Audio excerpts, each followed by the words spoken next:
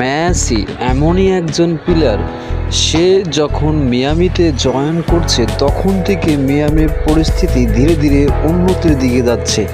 এই খেলার ধরনটাই হচ্ছে সেটার প্রমাণ। দেখেন মেসি কত নিখুঁতভাবে তার সহকর্মীদের সাথে মিশে খেলছে এবং একে একে দেখেন কিভাবে বল অ্যাটাক করতেছে।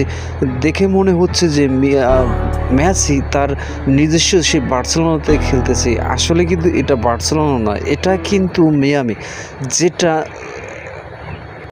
পয়েন্ট টেবিলের একদম সর্বনিম্ন পর্যায়ে ছিল, কিন্তু মেসি যোগদানের পরে ধীরে ধীরে এই ক্লাবটা এত উন্নতি করেছে যে সেটা এখন 1-2 অবস্থানে সবসময় থাকে। এর কারণ হচ্ছে মেসি তার দুর্দান্ত ফর্মে, তার নিখুঁত ধারালো প্রতিভার মাধ্যমে তার এই ক্লাবটাকে ধীরে ধীরে উন্নতির দিকে নিয়ে গেছে।